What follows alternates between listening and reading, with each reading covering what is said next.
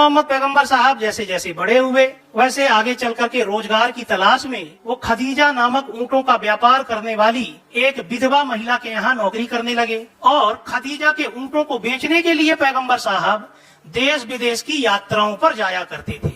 देश विदेश की यात्राओं में जाने से अलग अलग प्रकार के लोगों से ये मिले, जिससे इनके ज्ञान का विकास हुआ। हजरत मोहम्मद पैगंबर साहब ने कुल 13 विवाह किए, जिनमें से प्रथम विवाह 595 ईस्वी में खदीजा से किया। उस समय हजरत मोहम्मद पैगंबर साहब की आयु मात्र 25 वर्ष और खदीजा नामक विधवा की आयु मात्र 40 वर्ष थी। यूं तो एक विधवा से विवाह करना पाप माना जाता था, लेकिन हजरत मोहम्मद पैगंबर साहब ने उन बंदिशों को तोड़ते हुए खदीजा से विवाह किया था। इस विवाह का बड़ा सकारात्मक प्रभाव भी पड़ा। हजरत मोहम्मद पैगंबर साहब की प्रतिष्ठा बढ़ गई, क्योंकि खदीजा एक धनवान व्यापारी महिला थी। खदीजा से इनको एक पुत्री की भी प्राप्ति हुई, जिसका नाम फातिमा था।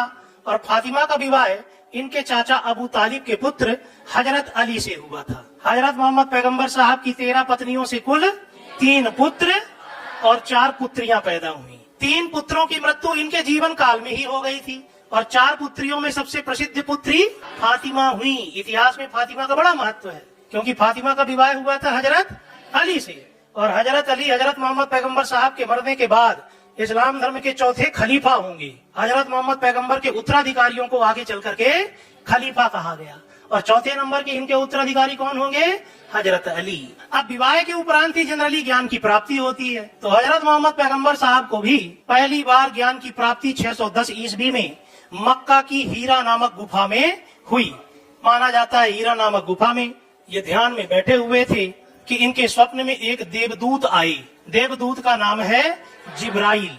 और अल्लाह के द्वारा भेजे गए इस देवदूत ने हजरत मोहम्मद पैगंबर साहब को पहली बार ज्ञान दिया कि आपका जन्म हुआ है अल्लाह के ज्ञान का प्रचार प्रसार करने के लिए, तो आप अल्लाह के ज्ञान का प्रचार प्रसार करो।